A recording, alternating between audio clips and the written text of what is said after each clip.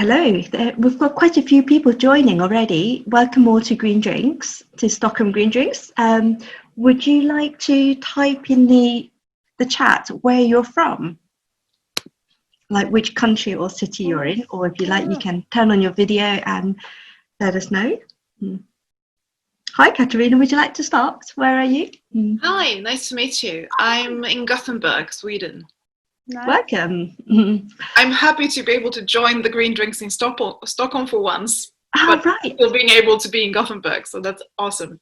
Yes, for this month we still can, and I think the autumn will continue, but next month you'll find out later we're going to do a physical meetup. Okay. But you can still come to Stockholm. Yes. Yeah. Nice to see you, Lara. How are you? I'm fine. I'm in Malmö, in Sweden. It's been such a long time. Yeah, it's been almost 3 years, I think, since I last saw you. Something like that, yeah. How are you? I'm good, thank you. It's raining and sunny at the same time right now. Same weather here. Yeah, I live in the Attic, so you might get the sound of the rain from me. So hopefully it's quite calming. Hi, Livia. Hey. Welcome to Stockholm Green Drinks. Thank you. Sorry. I'm from Brazil. Oh, wow. Yes, and I study at Stockholm University. I'm doing a master's here. And are you in Stockholm right now or in Brazil? Yes, I am in Stockholm right now. Yeah. And how did you hear about Green Drinks, Katarina and Livia? For me, I saw in the meetup. I joined the Stockholm Impact Hub community there. So I saw the event there. I attended the last year one event that was presential at the location. Okay, well, welcome. And Katarina, how did you know about Green Drinks? Well, I've known about it for a while, but since I just haven't been able to attend. And then I saw the newsletter from Impact Hub. That's why. Great. Well, I'm glad you made it this time and hope you'll come back again for the future. Thank you. And welcome, Amanda. Hello, Yat, how are you? I'm very well, thank you. How are you doing? Doing well. Yeah, and are you by yourself or is the family there with you as well watching? Currently on my own, but maybe at dinner time the rest of them will join me. I'm sort of listening and making dinner at the same time. Good. Wow. And so hello to Brian and Theo if they do join us a bit later. I will definitely pass along the greetings. Hello, Libby again. Welcome back to Green Drinks. Hi, hello. How are you? I'm okay, thank you. How are you? Very well. Are you still in Stockholm or? Yes. Right. We might have a few more people signing on shortly, but we can begin. You're welcome to keep your video on, but if you don't mind, if you guys could put yourselves on mute when we do the presentation, because it's getting recorded at the same time. Instead of sharing screen, I'm going to try to see if I can do my bit of the presentation on my iPad. Can you all see okay? Yes. Yeah. So welcome all to Stockholm Green Drinks. Nice to see some regular green drinkers coming back to Stockholm and new green drinkers joining us from Stockholm or Gothenburg, Malmö and London and Italy as well. So for those of you who are new to Green Drinks, so Green Drinks started in a pub in North London in 1989, and it was the founder who was meeting a friend for a drink, and they decided to talk about environmental issues. And back then, in the late 80s, environmental issues were considered quite fringe and not quite mainstream. And then they saw on another table nearby, there were some mutual friends talking about environmental issues as well. And so they decided, let's meet every month in a pub and we'll grab a drink and chat about Green Drinks. And so that's how it started. Now it's the network all around the world with green drinks in different cities. So in November 2018, I started Stockholm Green Drinks here because I thought, let's bring the best of Sweden with a good sustainable attitude, and the best of the UK with our social and our drinks. And so we meet on the first Tuesday of each month, and we try to have a different guest speaker to cover a broad range of themes, and sometimes we have activities as well. And so since the corona pandemic, we've been meeting digitally online, which is exciting because it means that everyone could join us no matter where they are in the world. And so my old friends Paola and Dagmar, who are guest speakers tonight, were able to join us a couple of months ago, and even to share some of their insights with us. So tonight's theme is called Building a Brave New Green World. And I'm really pleased to have with us two of my very old friends from my days in London, Paola Boffo and Dagmar Binsted. I've known them for more than 10 years now, I think. I think we've met in 2009, 2010. Yep, the last recession we met yet. Sorry? We met in the last recession. I know we when did. we were both doing a really nice training course at the University of Westminster, which was actually a really great course. I mean, it really did help building up our skills. I wonder if they should have another one. I can definitely see how that course is relevant, especially since so many people have to change jobs during a recession, and especially for architects who's been training for such a long time. Yeah. How do you retain the skills within the industry so they don't go to another industry and never come back? And I think and so the next recession on, both of us are still kind of in the industry, kind of, is Right. on my part. Well, it's a wide field. Let's not be too compartmentalized, shall we? Yeah. So my background is in architecture and urban design, and Paola and Dagmar are also architects and urban designers working in the UK for many, many years. And they've both been very active in a number of different fields. So I guess you both worked on the small scale issue, like from single houses to big master plans, and both of you, apart from having extensive experience and very passionate about making architecture good, not just looking good, but also very much about from the user point of view and creating that sense of community. But also both of you advocate a lot for people to learn about architecture and with their learning development from beginning of their career or late or through as a professional. And you've both been active with the RIBA, the Royal Institute of British Architects, running events, and that's how I met Paola, from one of the site visits you've organised at Heron Tower, and just making architecture accessible to as many people as possible from so many different backgrounds. So Paola and Dagmar will both share a short presentation on some of the work you've been working on recently, and not just about buildings and sustainable architecture and city, but also how that's been affected since the COVID-19 pandemic. So Paola will go first, and Paola has been recently, so you've been working on schools, I think, before? And yes, I did deliver lots of schools in my life. And also creating community engagement events to get people like the local communities, and I was working with you for a little bit in Haringey and the area of Tottenham, which is quite socially deprived, but there's a lot of potentials, and you've run a couple of projects, and one of which you've invited me to be part of for Tottenham Green in over a summer to take over a very dark and often missed green space just off the high street, and getting the local community to come and transform it and to run different pop-up events to see how the space can be used, and even as a simple gesture like just cutting some of the hedges down so then it's actually visible from the street and opening up to the residents walking by on the top of a double-decker bus. And it's been really interesting to see like how a lot of the locals just walking by and the shock on their face when they suddenly realize, there's this nice park here this whole time.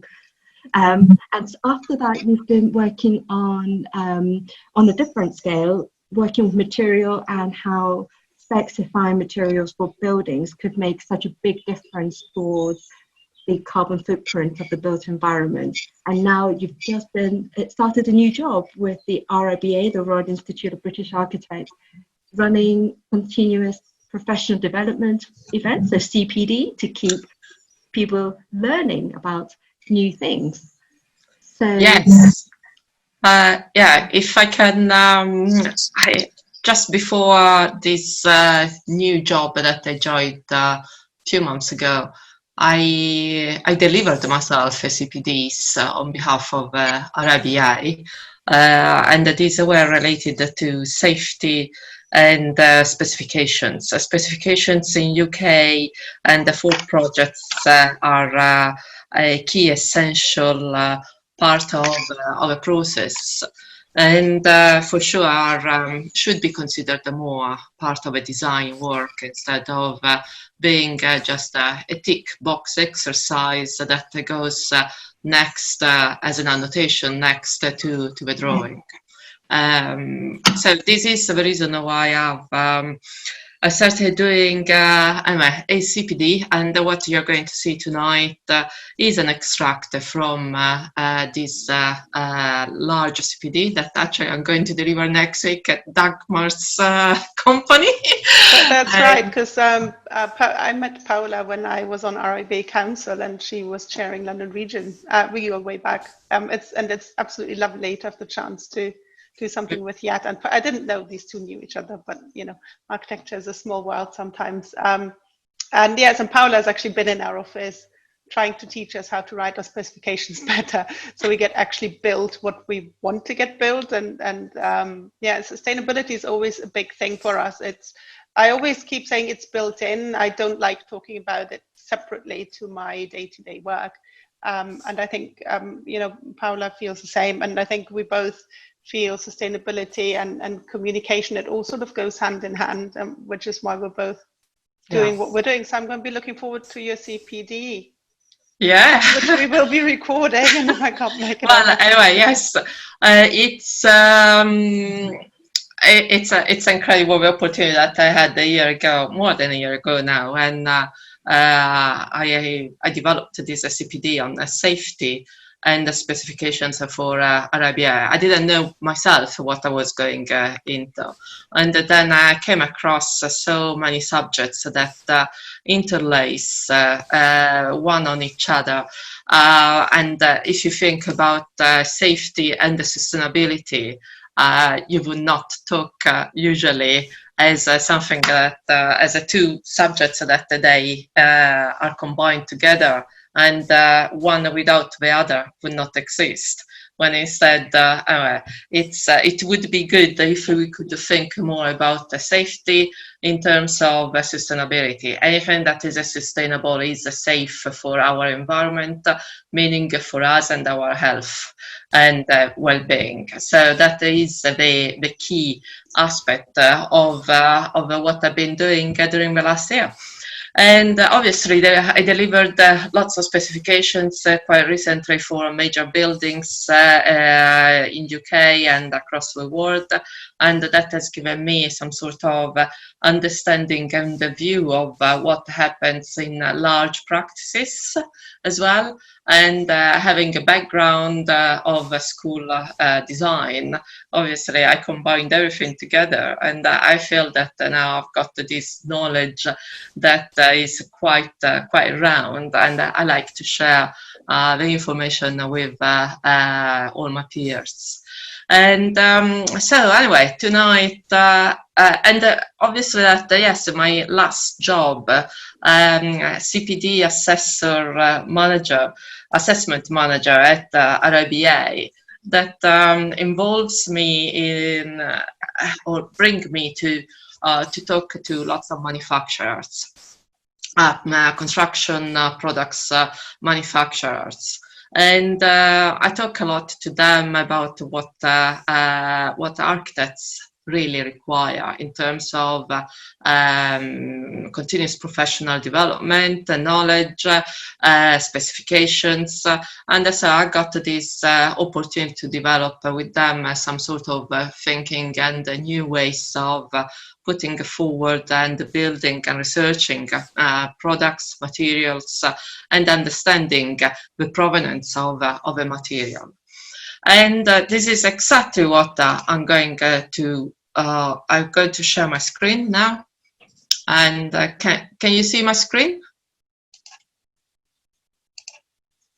Yes, we can. Okay, good. And yes, so a while back, now it's approximately 18 months ago, I came across an article on the zine. No, actually, it's not 18. It's less than that because it was March 2019. I came across an article on the zine titled "Ethics over Aesthetics," and I put it inside my presentation for RIBA, and it was part of this part of a seminar called "The Ethics of Safety in Detailing and Specification." And I was talking about detailing and specifications. That is something that you would think very much at the micro level, but actually it's from the micro level that you can build up something that has got an impact at the macro level. And so this is the reason why the image of a large city with a tall block of towers is there. And the idea is on the left of the slide you can see some extracts from the article, and at the bottom there is a link to the article itself. The article is based on some information that was gathered actually by AIA, that is the American Association of Architects. It was a survey that was carried out, I think something like now 10 years ago, unfortunately, so a bit out of date. But at the time, it was estimated that 55% of the carbon emission are from products and the materials employed in the building. And if you include the shipping of the materials, you need to account for an extra 10%. This is accordingly, yes, to the UK Green Building Council, and it refers back to this survey carried out from AIA.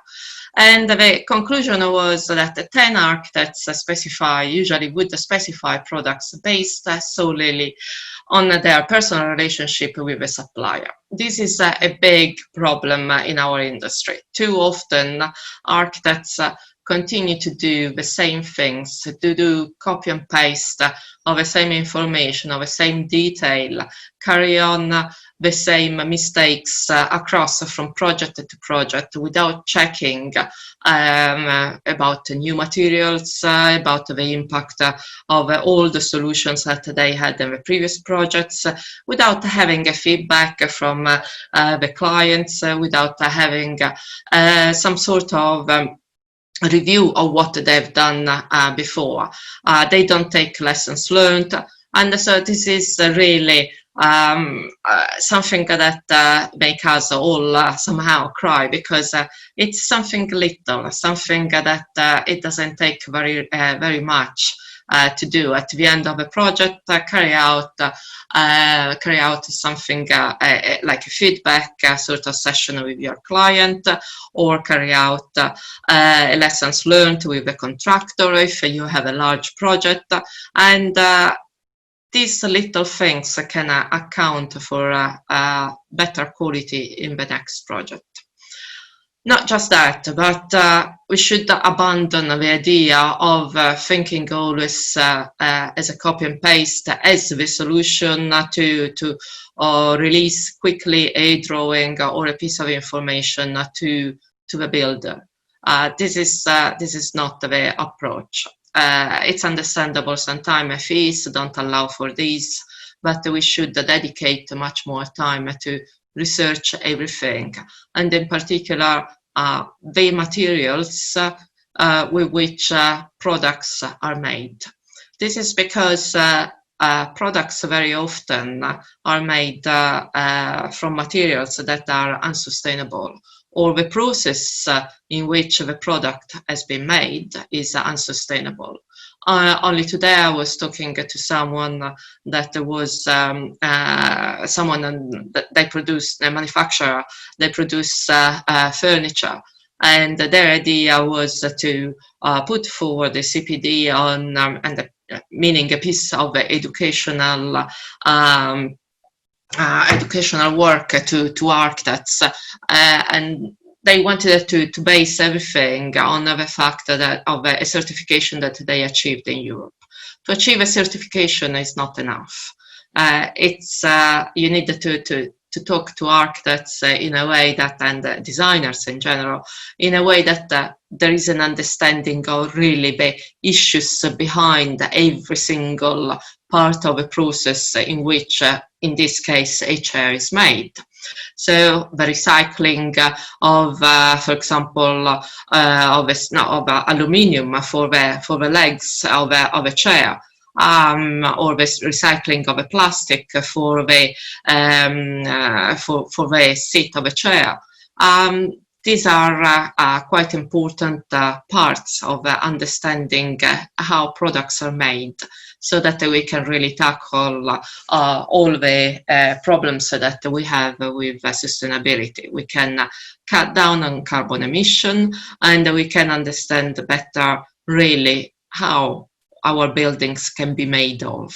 It's not just design, but it's understanding about the making of a building and how this impact on the entire sustainability aspect of what we deliver every day.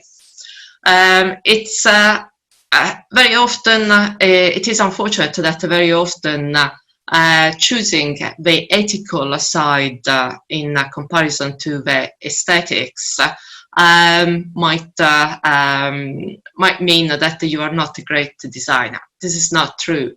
It's in understanding actually the value of the ethical side behind what you select, the material that you select, the product that you select, that you can have really aesthetical, you can achieve aesthetical qualities, and an understanding of what you deliver in the best way possible. It's the ethical side that can make things also appreciated. You can put much more passion in if you understand the ethical side of things, and with the passion obviously comes out also the aesthetical aspect of things. And you can, if you understand the ethics behind materials and products, then there is a much closer relationship to the project and to the process of things, to understanding the way we live and the environment that we build. Just to give you some examples, from the this is the Modern Slavery Act, the 7 key ethical considerations according to the Modern Slavery Act. It's an act that is in the UK, but I think that in the same way, I didn't check on this, in the same ways also are presented all over Europe. And basically, the 7 key ethical considerations consider discrimination, freedom of association, living wages, working hours, forced labor, health and safety, water and sanitation. If we were thinking each product and material that we select for our buildings in these terms, we would understand better, and we would tackle immediately some aspects, not just of the slavery and the human traffic, but also aspects related to health and safety, aspects related to our well-being, because obviously working hours, living wages are part of our well-being.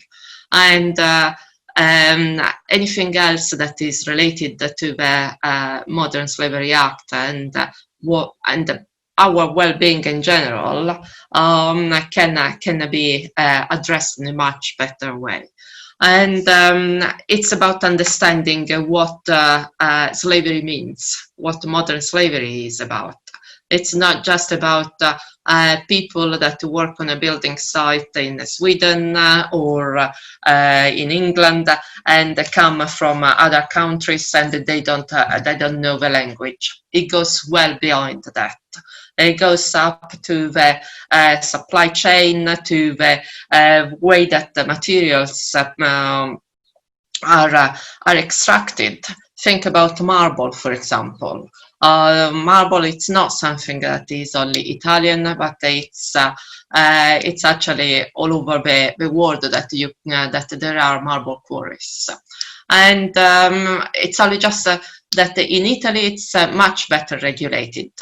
In other countries, I'm not sure that there are the same regulations as are in Italy.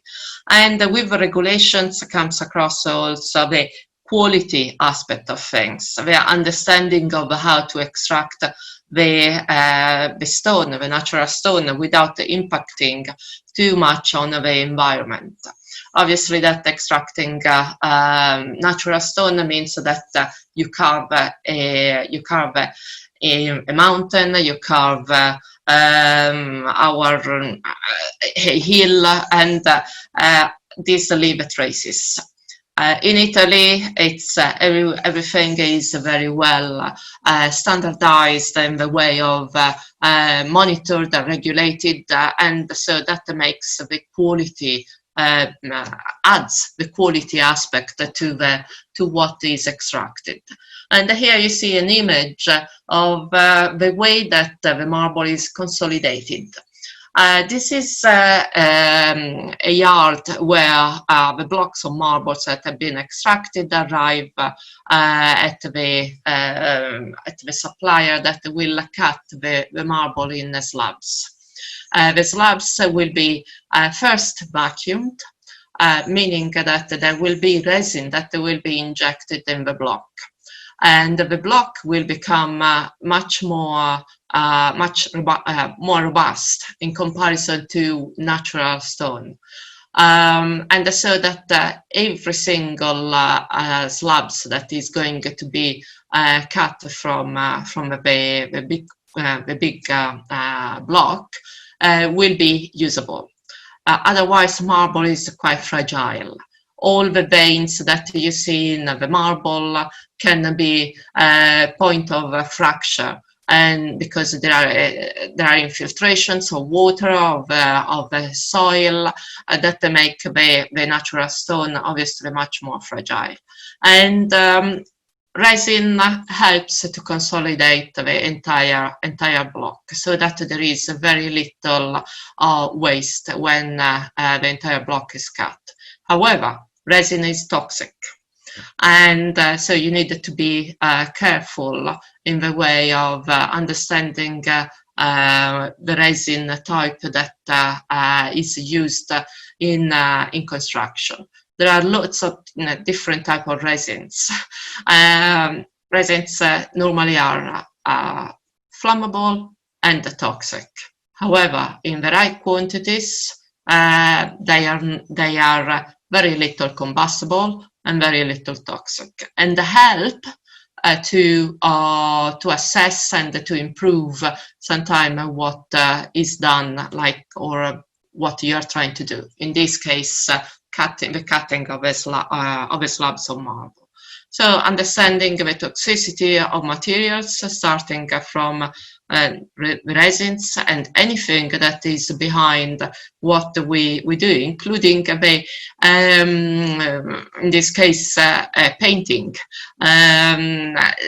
It's so complex the way that the paints are made that can bring lots of toxicity to the environment that we live in.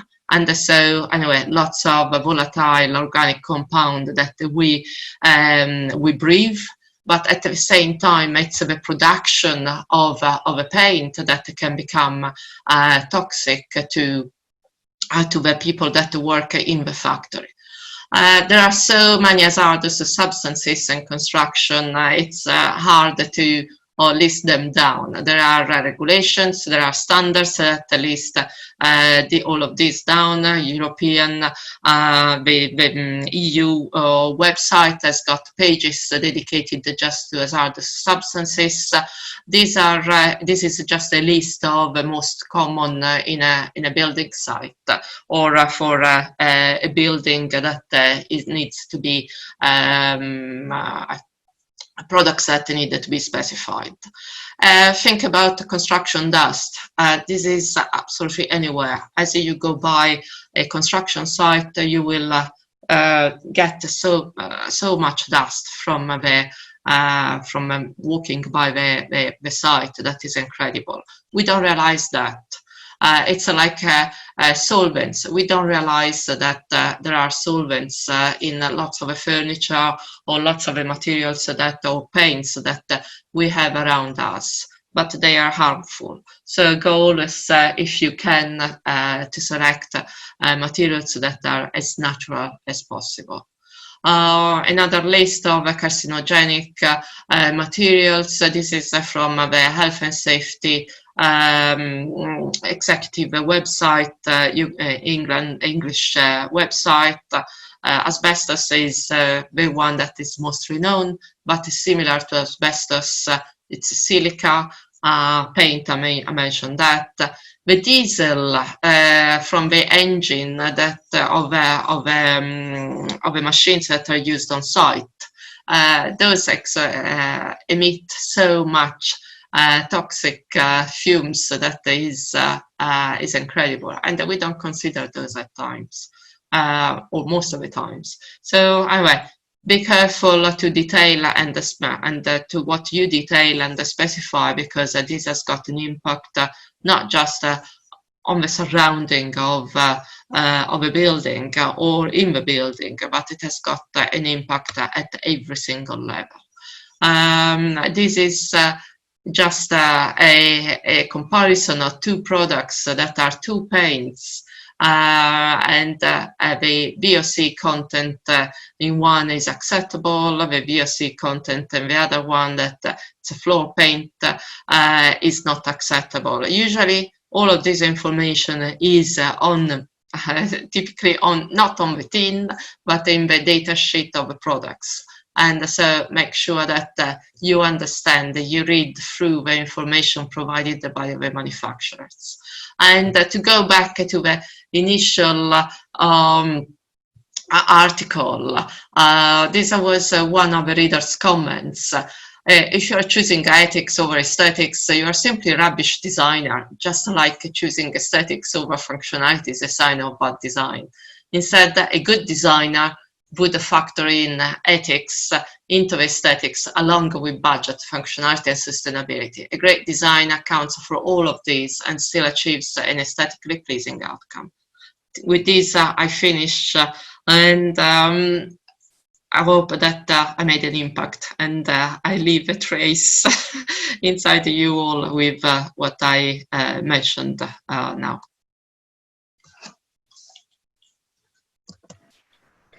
Thank you very much, Paola. That's a lot of interesting new thoughts, I think, for myself, definitely, and I'm sure for everyone else to think about architecture.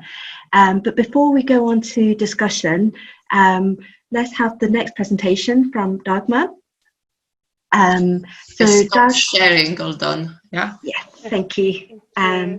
So after Dagmar's presentation, then I'll have a few questions for the two of you together, and we'll have a short discussion, and then we'll open up the floor to everyone else who I'm sure will have lots of questions and like to share their thoughts as well. So to introduce Dagmar, Dagmar is also an architect, but has been specialising working on the urban design and urban city planning level for the last 10 years. And she's an associate for the architecture practice called Scott Brown Rigg, and you're very involved with the design research unit and also working with the apprentices and the young architects in training. So they're part 3 students onwards, is that right? No, apprentices actually learn to be architects right from the beginning. This is something new. and quite different. So we're teaching in practice basically from the ground up. It's a very exciting program. Well, thank you very much for inviting me to speak at this event. Yeah, it's always a pleasure to, talk to people who are not necessarily all architects. We do speak to ourselves an awful lot, and it's really nice sometimes to have the opportunity to speak to normal people, not architects necessarily. Anyway, my presentation, Yat gave me a nice wide brief. I'll be telling you a little bit about what we do at Scott Brownrigg as a company, and then also what the design research unit is. But in the main, I think I want to talk to you about the coronavirus and climate change, and then also give you an overview of my London view and how it's been for me and my work. I mean, this title image is the view from my house.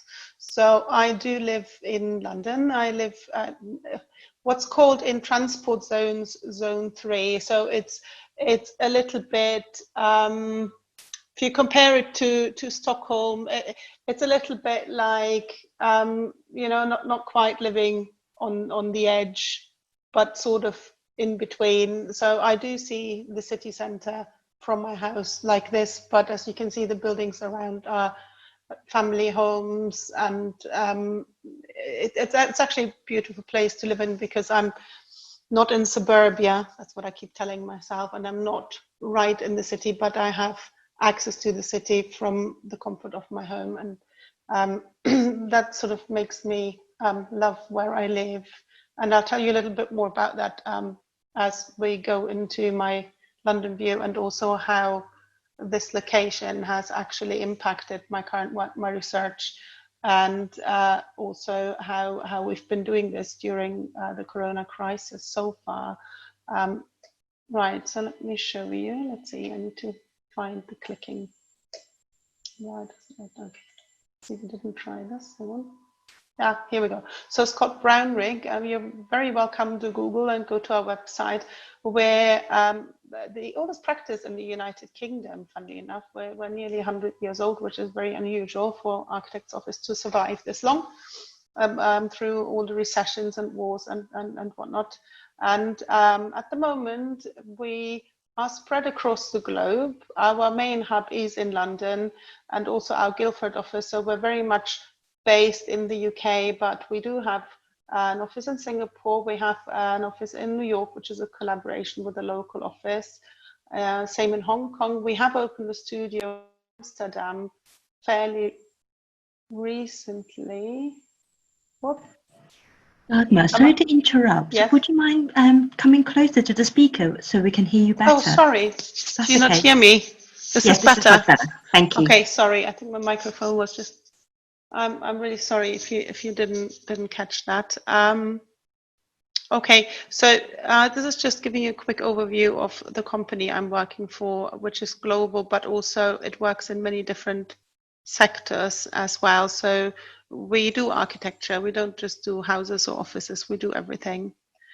And the design research unit is one of the many departments we have under our umbrella of Scott Brownrigg. Research is very important to us as a company because we work across so many sectors, and the office has been around for quite a long time. We always look at collaborations and how to apply the knowledge we have stored within our archives and within our projects. And in 2004, Scott Brownrigg merged with the design research unit, which before then was very much an independent design research institute and facility. It did things like design street signage in London, and I don't know how many of you are familiar with the logo of the National Rail in the UK. That was designed by Design Research Unit. So it's always been very much a hub for innovation and design thinking. And since it's merged with Scott Brownrigg, its focus has become more architectural, but it is a very important thing of our day-to-day work. And as the director who heads this up, Neil McOmish, always likes to say to us, you're all part of DIU, when people ask him how and why we're doing this. because we're doing this every day as we design in our day-to-day work. So what has happened to Scott Brownrigg and DIU during the coronavirus crisis? The first thing that happened was that our chief executive, Darren Comber, called us all into a big town hall meeting and went, right, DIU, we're now focusing solely and entirely on the corona crisis, and we want to look at what is this doing to architecture, what is this doing to how we live, what is happening in the world. And we were all called to put forward design proposals and research proposals. And one thing I was very keen on looking at is how have we changed in how we use our space. So I put together a little proposal which was actually pretty wide, and since these early days of simply jotting down ideas and research proposals, I have been trying to focus down a little bit and look at which aspect in particular is interesting. So the little diagram you see in the bottom left-hand corner of the page, that was my attempt in mapping how we're using our house differently. It is a rough graphic representation of the 4 levels we have in our house. And the 2 green levels have bedrooms in them. The 2 blue levels, they've been more kitchen and office, but there has been a sofa bed in the top floor level.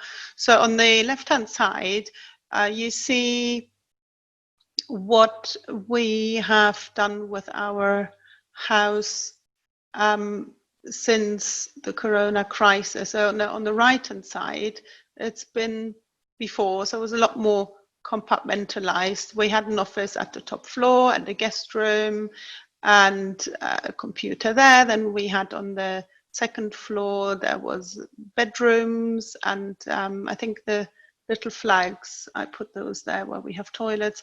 And then the first floor was a bedroom, living room, telephone, and ground floor kitchen, and that's it. But what has happened since, well, all of a sudden, where I'm sitting now is our kitchen. So first of all, the office has now got 2 locations. We're sitting at the top floor and we're sitting at the bottom in the kitchen working. And what happened in the floors in between? Well, what happened now is that our children are at home and we've been teaching them from home. So each child has sort of made a nest for itself on each floor. Our youngest is 4, and her kind of learning has been a lot more hands-on in terms of simply using Lego blocks and things to build. So she found our living room much easier to deal with rather than staying in her own room, as our second child is 12, and she has very much had online-based homeschooling. So she turned her own room into an office, and our internet connection has been tested. But I think with these little diagrams, I was just simply trying to capture how a house that you would think of, this is how we use it, it changes, and all of a sudden we're in it differently. And out of these thoughts are these bullet points I was trying to distill, where we're looking at how we're living, how we're working, teaching and learning, and then also the infrastructure around us. How does it have to change so that we can still function in our isolation, and how are we connecting differently? And then how does this all connect up with climate change? And climate change is something that's been with me for a lot of my life. I grew up in Germany, and going to secondary school and primary school there in the 80s and 90s, sustainability became such a big thing. I mean, I grew up in a country where people still dumped fridges in forests, but when I was in primary school, we had litter picks and picked that up. And as I grew older, there was more and more focus on teaching us as children how to think about our environment. So the things Paola mentioned about ethics and thinking before you specify, I mean, these are sort of things they're trying to teach us at that school age, really, to think about where the things you're using come from. And but with all of this in mind, I've always had a strong connection to, trying to make sure there is still a planet there for other people to live in. And in coming to the UK was quite a different experience, where I arrived here quite a long time ago, and people laughed at me for not wanting to use plastic bags. And now look at us all with our bags that we can reuse. But a big thing for me was the question of what has the Corona crisis done and what has it facilitated and sped up. And one thing I feel quite passionate about living in London, living where I am, is car-free living, because I can live without a car. And the Corona crisis has shown so many people that they actually can live without a car. Then the other thing is the outdoor spaces. We value them so much more now, because all of a sudden this outdoor space is nearer to our homes. They become so much more important because we see them. We're not running around, we're not going from A to B, and we're not set in a very fixed routine. All of a sudden we can focus on what's near us, and having to be inside a building makes you need outdoor spaces.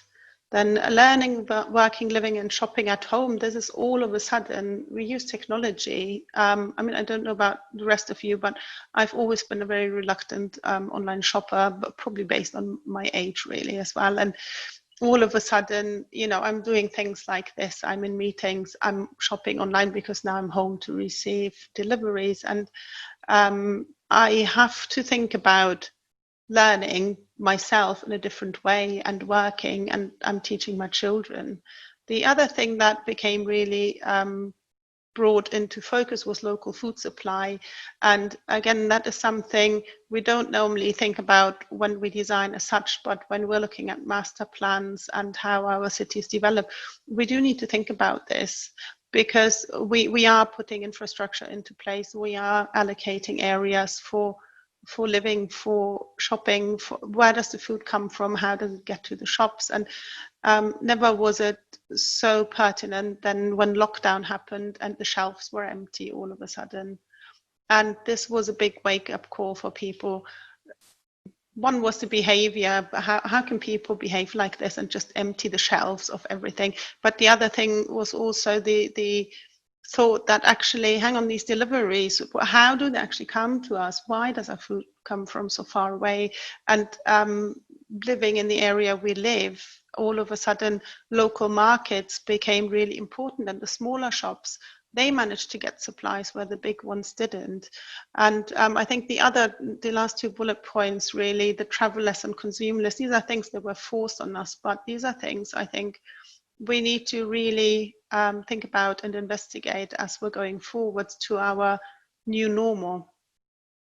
And then based on all of this research, we had the opportunity to take part in a urban planning design competition. So it's one of the things that has kept me busy during lockdown, while some other aspects of my work were a little bit slower. And this was an invitation for an open ideas competition. And what you see here, this was our submission that we submitted together with many other architects. And I'm very happy to be able to report that we were actually selected for the final 18, and we will get an opportunity to develop this further. The city of Backnang, it's not a place you would have heard of. It's a small town in the southwest of Germany. It's near Stuttgart. And it forms a triangle with Stuttgart and Ludwigsburg. And it used to be an industrial hub. It had leather industry and a tannery, but as Stuttgart gained more in importance, Backnang just became a small, medium-sized town, but it's seeking to regenerate itself, and they submitted a proposal to the Internationale Bauausstellung, which will happen in 2027 in Germany, which is always a great opportunity for architects and designers to really show off what they think of the future. So the city of Backnang thought, well, we have this area of disused industrial buildings with a few users coming in here and there. We want this designed by international teams. We want the best design. We want to show how future living can happen. So they were successful in submitting this brief. And we looked at the site and the existing buildings. And the big part for us was actually to create a mixture of areas where you can create a new way of living without cars, with leaving the car at the edge, and honoring existing buildings by creating squares in front of them a lot of these existing buildings are industrial and they have uses in them, like a circus school or a museum, and giving them space to spread out and to connect in the local community. And through it all runs this little river, which we were trying to reactivate by integrating a little marina near a lock that is existing, to enable people to get back onto the river and use it for leisure and small transport and to connect through to the city. And these things were all based on our own experiences and also the research that has come out of our office looking at the corona crisis, but also the research into sustainability that we have done. So my London view, this image here is, the blue one is my bicycle, which is parked in front of our office, which you can see on the right hand side of the screen. This was the last day I was in the office as normal. I already cycled in because I already was worried about taking the tube. I wasn't that worried about the train, but this was literally the day of lockdown. We kept our studio open as long as possible, and already the streets are much emptier. And this is my workplace. On the left-hand side, these are my lovely two young colleagues who I used to sit next to. On the right-hand side is my new workplace. It couldn't be much more different. So on the right-hand side is where I'm sitting now speaking to you. My site visits, as Yat mentioned, I do urban design, but I also do work in delivery. And one of the more recent projects I worked on has included replacing flammable cladding from buildings. Don't know how aware you are of, there was a major catastrophe, a big fire in a residential block in London, Grenfell Tower, that triggered a lot of investigations into construction quality and flammable materials. So I'm involved in a suite of projects where a client who owns many residential buildings has of course discovered that they weren't built properly, and we're involved in helping them to replace cladding. So on the left-hand side, that's a project that happened before lockdown, and I used to go to site visits and take pictures and go up and down the mast climbers, which is the platform you see that drives up and down the facade, and talk to everybody.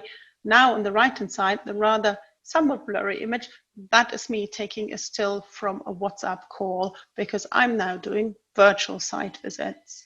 My lunchtime walks, left-hand side, Covent Garden, this is where our office is. I used to think nothing of it. I used to take it for granted that I'm here. This image was taken on my last day in the office, so it's actually a lot emptier than it normally would be. This would be normally full of tourists. On the right-hand side, that's my current walk. That's my local park that's very near to my house.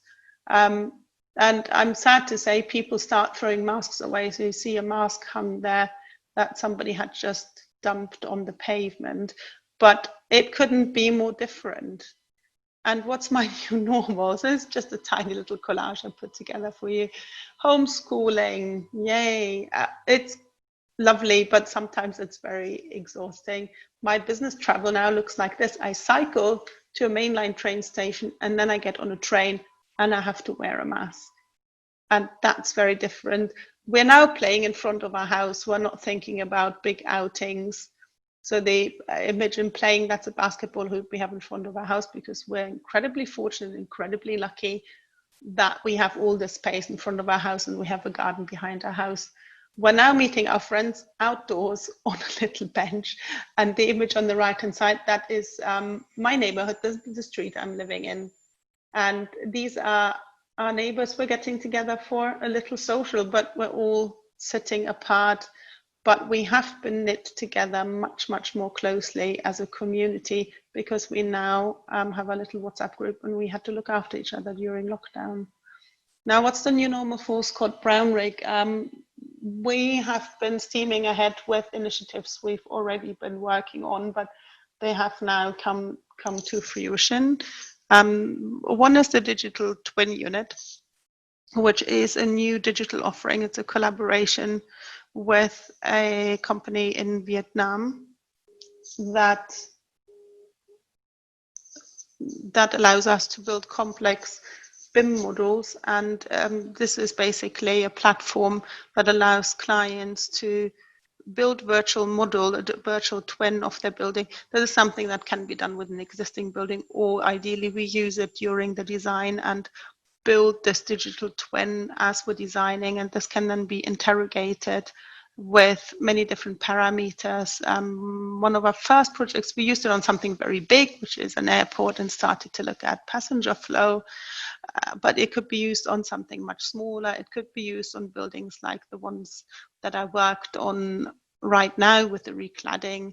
This could be a tool for this client to manage their estate, and they could check then by swapping components out what the performance of their buildings will be. The other thing is, as I mentioned, sustainability is built in, and we have now launched our sustainability toolkit, which is just a toolkit that will reinforce to everybody in the office to use sustainability every step of the way. There's the headlines that we're looking at is the carbon reduction, adaptation and resilience, equity and social justice, health and environment, resource depletion and circular economy. We're trying to integrate all of these things in our design thinking, and you see so many circles on these diagrams simply because design, it's not a line, it's always a circle, and the end connects with the beginning.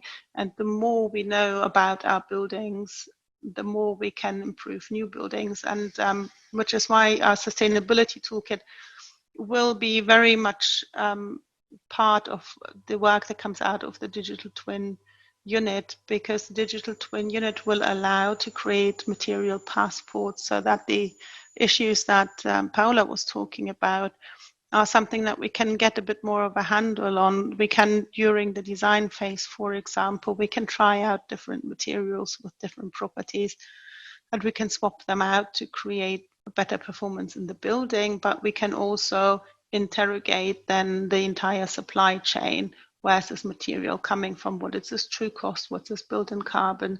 So these are really interesting tools that we start to develop, and if you are more interested in this, I've included a link on the slide which hopefully works when it gets shared on the PDF to the research articles that we have published in our office. So I'm sorry I ran over time a little bit. I've been trying to pack a lot into slightly over 15 minutes, but it's a really big topic for me as an architect and for me as a person, really, simply because it's affecting us in so many ways, and I think we will be.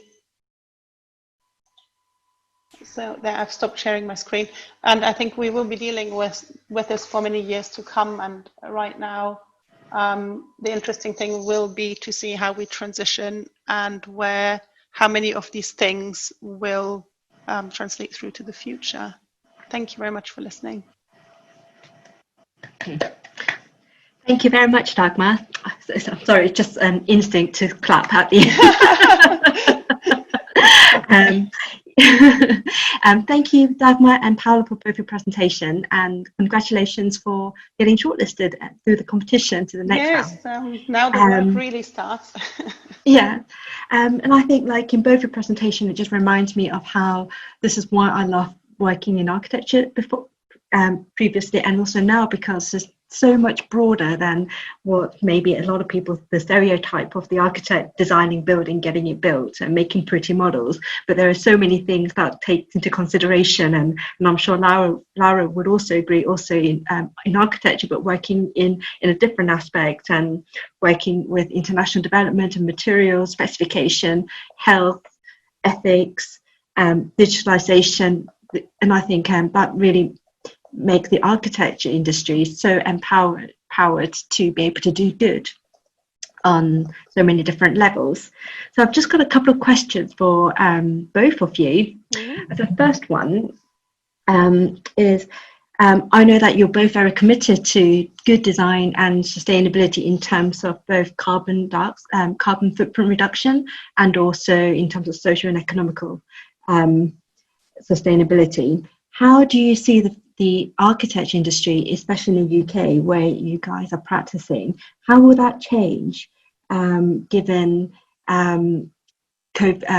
what we've learned from COVID, will sustainable principles such as access to open spaces and more well-designed homes, so that it can be both functional as a residential house and office, and more flexible adaptation for the future.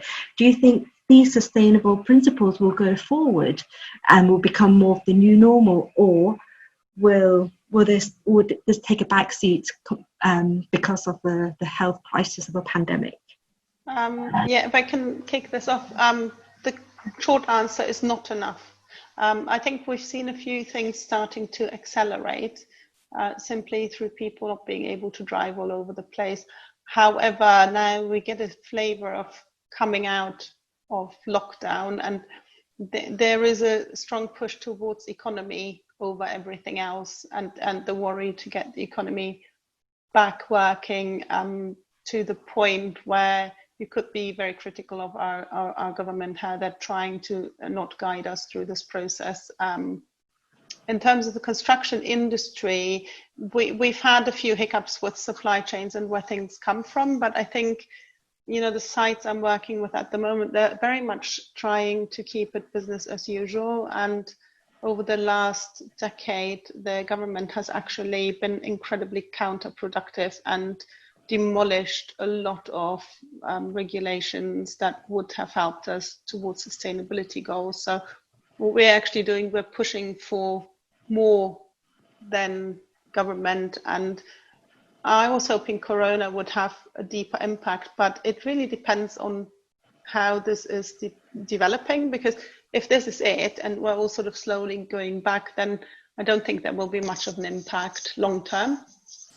But if we're going into a pattern of spikes, then hopefully there will be more pressure. But I think in the short term, what we have seen is thankfully more cycle lanes and things like that. But how much of that will actually impact long-term policy, I'm not quite sure. We've heard nice words from Sadiq Khan, our mayor, but the mayor of London is one of the least powerful mayors in the entire world. He has really no political power whatsoever, which is a real shame, because he can't actually implement a lot of things he wants to do, and then it comes down to the local councils, which none of them have enough money. So yeah, so not enough. So I think that there were some things that have started accelerating and going in the right direction. But you're right, there's a slight tendency towards forgetting about sustainability, which in our office we're very loud and proud, and we shout about it every 5 minutes because we don't want to forget about it. But we'll have to see, I have to say, we'll have to see how it develops. It's a cat. How? Paola, what's your cat thinking? Sorry, this is Toby. Love it. Hi, Toby. I gave him some food, but I think that not enough, Paola. Not enough. It was sustainable food. Well, anyway. Yeah, if he stops there, I can talk. But if you see me pushing someone back, you understand why. Well, anyway, I think that COVID-19 somehow gave us a time to stop and rethink everything from the way we live, and we have seen through Dagmar's presentation, to the priorities that we have in our life. Immediately as COVID started, I've seen a rise in assessing materials that have got some sort of an antibacterial element attached to the products. So ceramics that are self-cleaning or have got a layer of antimicrobial spray of some sort that lasts for a long time will not be sufficient to solve our problems at all. So let's make sure that anything that manufacturers can come up with from now on is not going to provide us with a solution.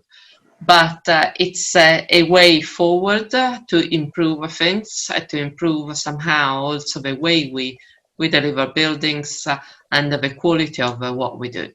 I think that the pause we had with COVID has really given us a different pace, and we are thinking to what we do every day in a different sort of format, in a different way. And that is nice because obviously we would not have had it otherwise. Let's think about all the technology applied on a site, doing virtual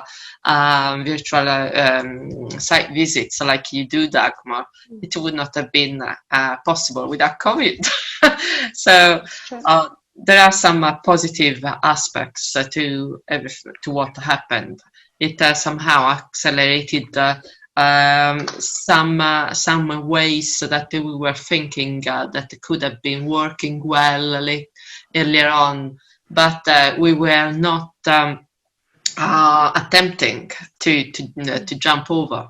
Let's think about working from home.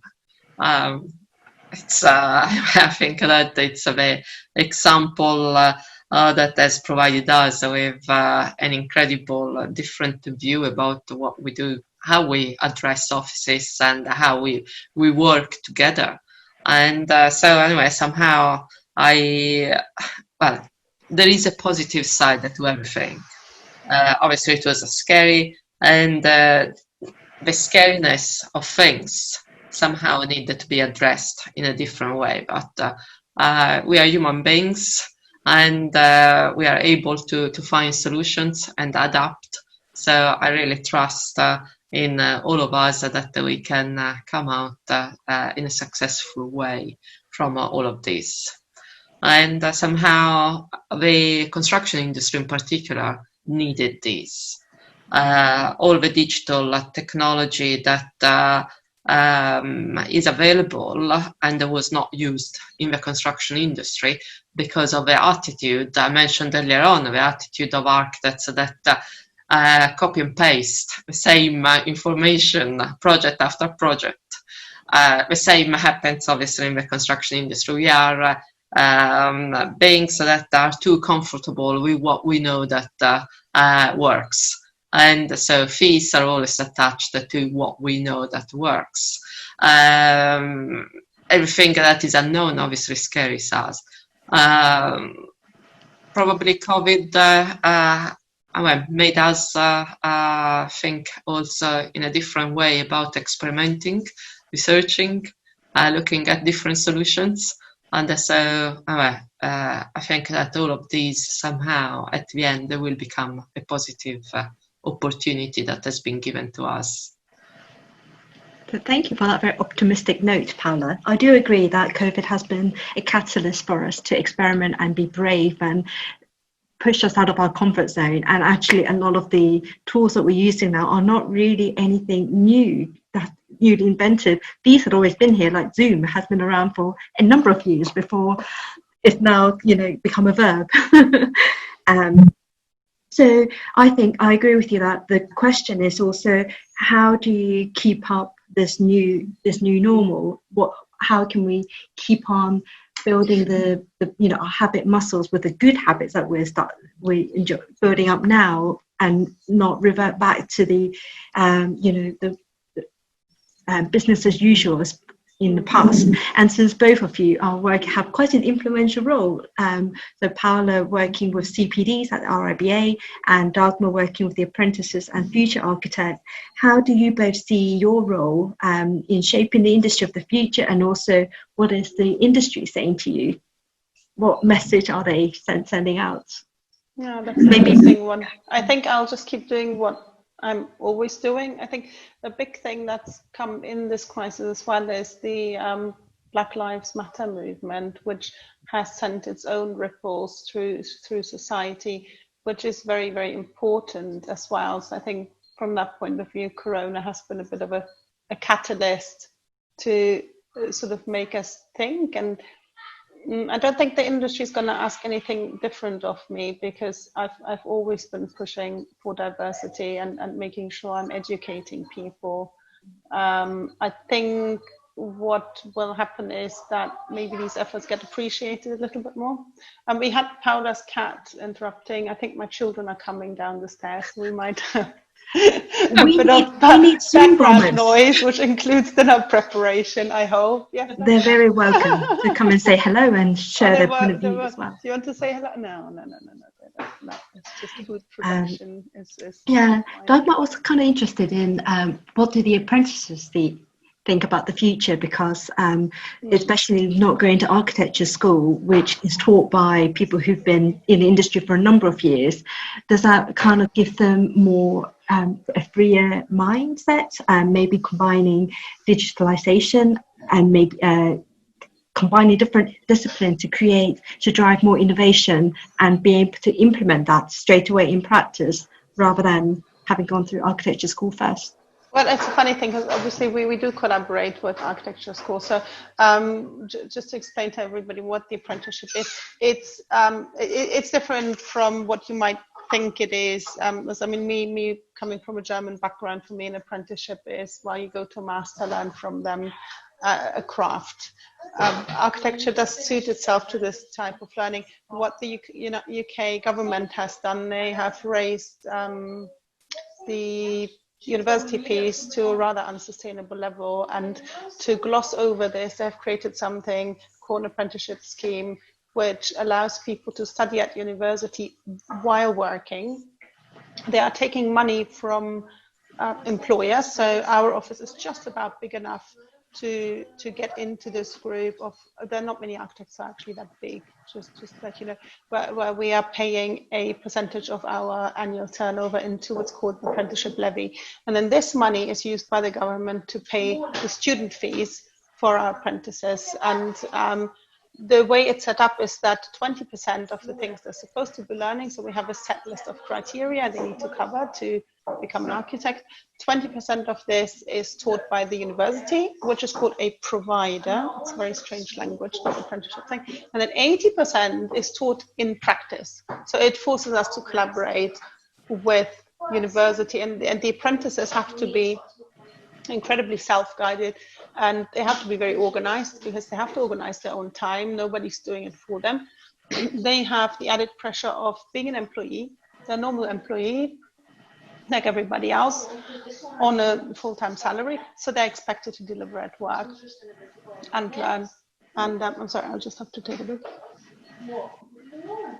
My job as a mentor is to allow them to do this, to facilitate these things. And the big challenge for practice is to actually teach them those 80%. So I think they are more challenged from your full-time student in the way that they have to grow up a hell of a lot quicker, and they have to be professional and organized. And that suits some of them to the ground. And I'm really, really happy to say that we have 3 apprentices at the moment. 2 of them are female. And with other practices, I've seen the other students on the same course, the diversity is immense. And I think that's what makes this scheme so incredibly valuable to me, that it opens up entrance to architecture in a much, much bigger way. I don't know if you can hear these discussions around my fridge. I'll just mute myself and sort this out. Thank you. How about you, Paola? How do you? What is the message you're getting from the qualified architects signing up onto the continuous professional development courses? Well, I don't have much of conversation directly about this subject, and I mean, well, the people that I come across are architects that are grown up, and they are quite mature in their profession. However, I find that there isn't much understanding or much interest in developing skills further than just the minimum requirement. and the same applies to regulations. I come across lots of information very often that the people don't understand that you can improve quality, you can improve the way things are done if you do a bit more research and you study a bit more and you read a bit more about the subject that you are looking at and developing. But very often, my experience is that there is an interest always to copy and paste from a previous project.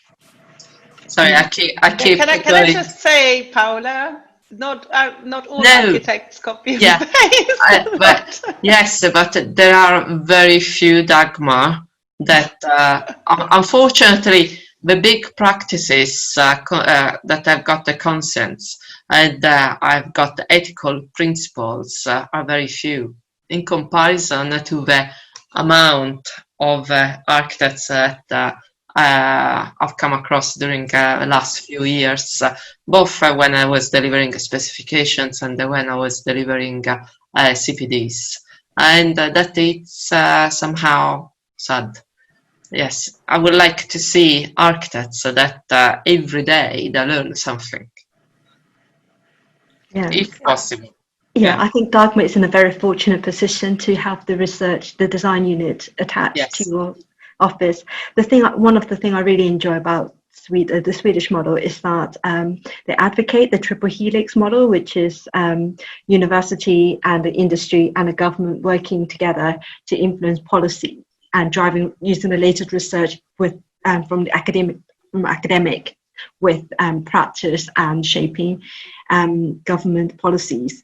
But I think it's also, even though I really like that idea, I think in practice it's still very cumbersome, and as much as they try to drive innovation, the innovation process is very tick boxy, which kind of like, is this innovation, and what is innovation anyway?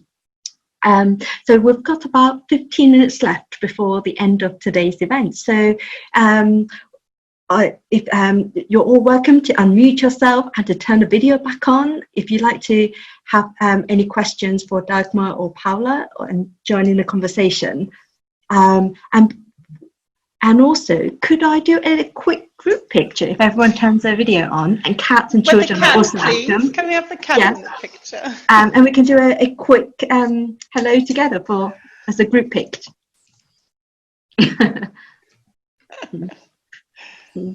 Okay, so after 3 we can say Skål. Skål. Skål. Okay, so let's do the Swedish way. Cheers in Swedish then. Okay, 1, 2, 3, skål. Skål. Right, so that will I will add that to the end of the presentation, which I will share with you at later tonight along with the video. So have you got any thoughts you'd like to share and questions for Dagmar, Paola, for the group? Yes, Libby. Mute. Okay. I was to ask, do you think that the COVID experience will really change how homes are designed? I'm interested in sustainable food practices, and I know that some people are in small places with very little space to do any cooking or places to eat with their families. Do you think that will change? It seems everyone's been baking at home, but is that going to be facilitated by change in buildings? Probably not as much as you'd think. I mean, the problem we have in the UK is it's very the way particularly housing is designed is actually more based on commercial requirements rather than what people actually need. And we'd like to design better housing, but they don't let us, let's put it that way. But I've had some very interesting conversation with a real estate specialist. She's a professor for real estate at the Bartlett, and there's a woman who's basically single-handedly created research in real estate in this country, and she's actually quite optimistic. She said You know, there are a lot of people sitting in unusable, really expensive flats. So there will be pushback from how people buy property and what they will be looking for. And a lot of these apartments are, it's not just the space, they're also built very badly. And in the UK, they don't put balconies because they say the weather is bad. I'm like, really? What is wrong with you people? You don't need to be Italy to build a balcony. You know, so there are sort of weird preconceptions like that maybe we see broken up a little bit. And people will certainly vote with where they're putting their money. I mean, we're in London sitting in an extremely overpriced real estate market, and people will think about staying put to start out with. And I consider myself incredibly fortunate living where I do with this house with 4 levels. I mean, I don't have to move. So for me, it's more about using it differently. I've got a garden, you know, but there are also technologies coming out that allow growing food on a much smaller scale. One of my apprentices is doing some research into urban farming, and actually more systems coming up like hydroponics, etc. And I think one of the pictures I should have Covent Garden had a green facade. So I think if we start thinking about green facades not just for decoration but as food production, which they can, I think I'd hope to see things like that happening, sort of focusing on facilitating people to use the spaces differently and more creatively. And then, yes, I hope it will feed through to design in the end, but it will be a very long journey. And in the UK in particular, it will need a lot of consumer pressure for that to happen. I think there's a lot of pressures against that in the UK with the urban, particularly London house prices being so high for so very little. Yes, but it's been fed by an international market that is completely bottomless. So it's a very political thing, to be honest. There is no supply and demand balance in the city because the demand always comes from somewhere else, and it's investment and money. It's not based around living. I mean, there's a lot wrong with the political framework and the real estate market that's completely unrelated to architecture or sustainability, and what people need or want, and that often gets missed in all the discussions we have around the housing market and the umpteenth design competition on creating the new house. It's like, yes, but that's completely and utterly pointless. If you people keep selling empty apartments to people in China or Singapore or Russia or whoever next wants to launder their money, we're not solving this, no matter how much we design it. So I think, but that is very, very UK specific and very London specific issue, but it is very political. Yeah, I think also it just takes a bit of imagination as well to try something new, and sometimes it's accidental. I mean, I've certainly seen people being incredibly creative, and in the area. So where I live, it's an area called Crystal Palace in Gypsy Hill, and Yat actually knows it because she did a community project in that area, which is really lovely. And we actually happen to have an incredibly active chapter of Transition Town. So we've had our local green drinks, and our Transition Town group is fantastic. And I think they've been running a weekly market for a long time, and just watching them, how they work around Corona with that market, how they then went from having the market once a week to actually being open every single day, but a different stand every day and doing deliveries. And I think there's been a lot of rallying in the community and people helping each other out and getting a lot more creative in how they're using things, and also really looking at how much they're wasting. So I think that's been a big thing that has probably been a wake-up call for people. You know, you stand in front of empty supermarket shelves, you start thinking about that tomato in your fruit bowl that you might have thrown away. Maybe you actually aren't going to throw it, you know. So I think that's been a big wake-up call, and people do start thinking about where their food's coming from, which can only be good. So I guess. I know quite a few of my friends have been thinking about growing their own food as well, to be more food resilient. And a few years ago, when I was in my last place in London, there was a bit of leftover land. that was undeveloped, and it was just like wild for a long time. And then they discovered that there was still a small pot of money left from the development, and so the council thought we could either change it into a community gym or a community garden. And luckily it was turned into a community garden, and I just happened to pass by at the very right moment when the council officer was there, that I managed to get a small planter. And it's incredible what a small planter, like maybe 1 meter, 1.5 meter by 2 meters, how productive that could be. And I was so amazed with how much food I managed to grow, not just for myself, but also to give away to my friends as well, and just having to get a lot of people over. And I think Paola was one of my victims of my food production, mainly because and also to pair it with a bottle of wine. And then that not only was I able to feed myself and some of my friends, but also I was able to get my sister's children, who live 10 minutes walk away, to occasionally come over and get to know a little bit more about where the food comes from, as well as getting to know my neighbours. And actually one of my, I lived there for 3 years before I had the garden.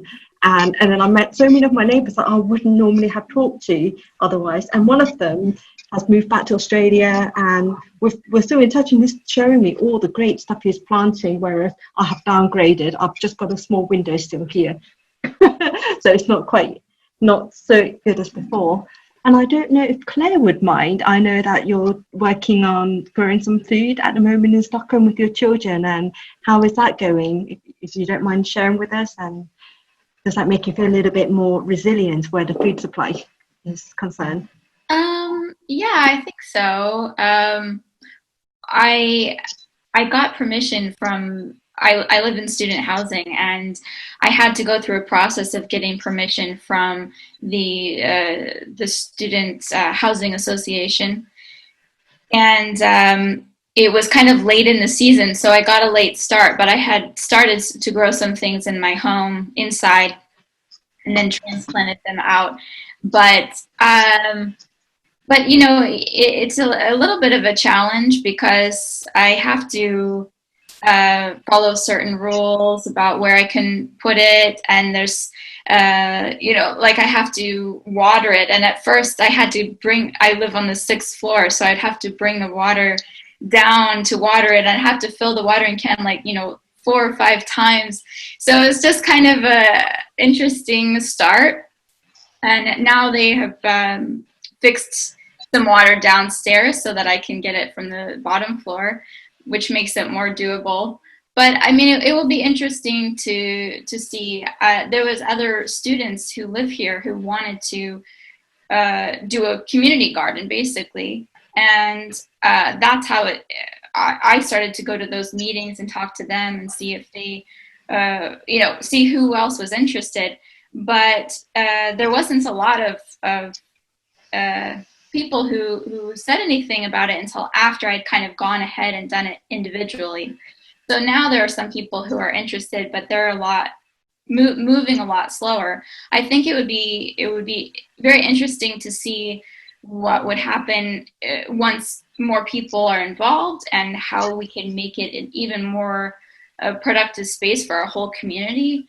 But for me personally, I've been able to grow, whatever I'm using right now. I'm growing a lot of kale and basil and some spinach, and then some other things are on their way, like the chard and the peas and arugula and some of the things. But I will have more than I can use, and I don't, so I think it would be great to figure out a way to share that with other people.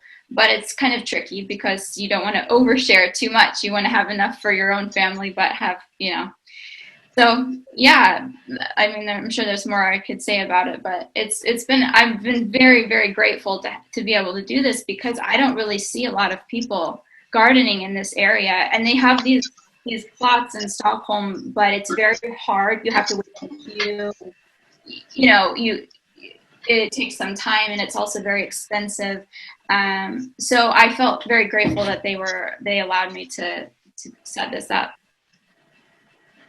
and I haven't had a garden for since I moved from the States 4 or 5 years ago. So I am very happy to be growing our own food again. Yeah. So good luck with the growing season, and hopefully we can have a catch up on how that's going at a later date. Yeah. Thanks. Yeah. Can I just give a quick shout out to there's a new app called Grow. It's a community initiative for people to share their gardens and to grow both in the city and on the countryside, and that people that have gardening space can leave space for others that doesn't, and so forth. It used to be called Grow Gothenburg, but now it's a nationwide. Just a couple of months ago they started that. So look for the app and the community on Facebook, and you That's can a great tip. Yeah, so it's great.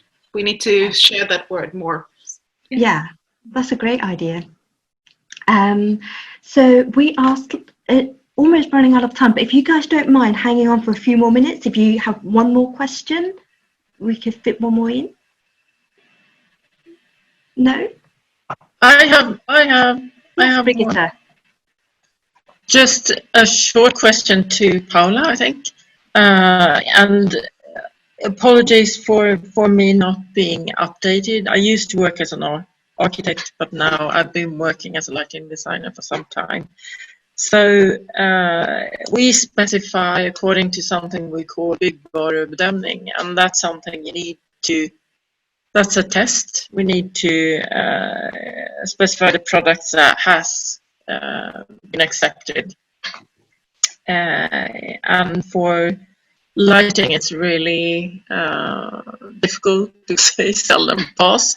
But Sweden consider themselves to be very in the front line through the system because public clients, if you're working for public clients, you need to have everything byggvarudömt.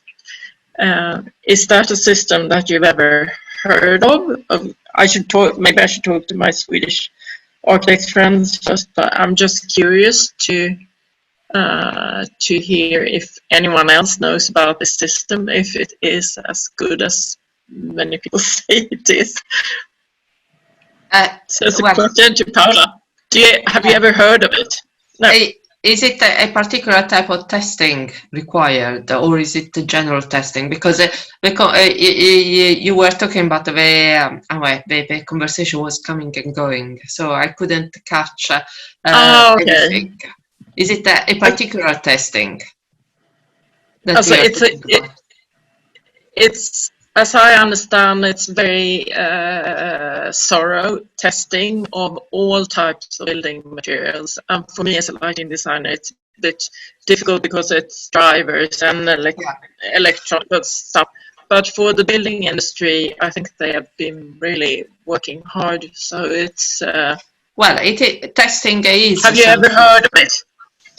Not of this one in particular, but every country, Europe has got its own testing certificates that needed to be done in order to approve the material. Usually there is a declaration performance from the manufacturer, and that would be enough. At the European level, that can be provided by the manufacturer, and that will be enough to cover up for any certificate or testing requirement. It's a declaration of performance that you need to ask, and that is universal. It's I think this is meant to be tougher somehow, and I think why they have it is because public clients need to follow it. Yeah. So you need to have. That is the kind of certificates and testing that sometimes put the barriers in front of lots of designers, and so designers can't work with the public sector because of these barriers. So it's general. It's everywhere. Basically, it's everywhere. Yeah. It's everywhere. Unfortunately, but at times there are ways around. You need to find your way around. It's hard, it's difficult, but we've you need knowledge. You need knowledge to find good ways to. Yes, but you build up things as you go along. So you provide certificates, testing, you provide feedbacks from clients, you provide. You need to build up a record of information, and sometimes that can work a trick, but it takes time to achieve it. It's everywhere. It's everywhere. Something similar. It's everywhere. Yeah. I think finding information, knowing where to look, is one of the trickiest steps. Definitely, from my experience, moving to a new country in Sweden as well. Just even once, as soon as you know the word to Google, then you realise the world opens up a bit. Cathy from Impact Hub is really good at connecting people and knowledge and all the different information out there in the world as well. So I would get in touch with Cathy also. Speaking of which, so for next month for Green Drinks, that we're going to take a short break from Zoom and we'll meet again in person, because I think the personal and physical aspect has been one of the things I really enjoy about Green Drinks, and it's a bit harder to do on Zoom. So for next month, we will hopefully, with the summertime and we can still maintain social distancing, then we can go and do kayak. We can go on a kayak to see the central Stockholm by water, and to pick up some rubbish at the same time to reduce the water, the waste pollution on the waterway. So I have reserved 2 kayaks from Mela Pavilion, which is a floating restaurant bar. And there are 2 kayaks parked out here. So we've got those 2 already, and we'll meet somewhere here just right by the kayak. And we can fit 2 people per kayak. So we can have 4 on the water at any one time. And while we're waiting, everyone else can grab a drink, grab some snacks on the pavilion. And if there's enough people wanting to have, to dial in from other countries, maybe we can continue having a Zoom meeting on the side and you can see, but I'm not sure how that might work logistically. So I will now put a link where you can sign up. And did that go through? Well, I will. Yeah, this didn't quite work, but I will send you all the presentation from today, and there'll be a link to that. And you can join our Facebook group, which is Stockholm Green Drinks. And if you have a camera, you can scan in to join our mailing list or Facebook group to get in, to get news of our next events. So thank you to Cathy for tipping me about the green kayak, because I was thinking of maybe picking up rubbish next month, and we can all do that no matter where we are in the world. And then your post about green kayak came just as I was thinking about what to do for next month. So thank you for that, and I hope to see some of you Stockholmers to join us. So you're welcome, Libby, Claire, I know you're on holiday, Brigitte, Livia, and Laura if you fancy coming to Stockholm. But you can also rent them from Malmö, actually. So you can join in also. Unfortunately, not available in London. It's too bad. I'm sure there are plenty of rubbish you can pick up. Yeah, well, face masks. I start picking up those face masks, which really annoys me, people just throwing them on the ground like that. But yes, that sounds amazing. I'm gutted that I can't be there. We do look at our photographs from a Stockholm holiday a lot. And we envy you the swimming, that's for sure. Yeah, that's been really nice.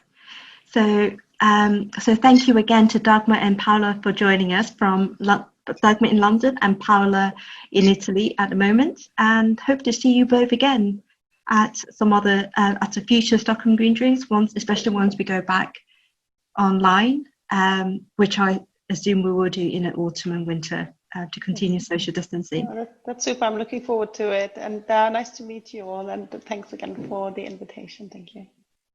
Yeah, thank you very much for listening, and I wish all the best to everyone. Have a good summer. See you next month. Bye-bye. Bye.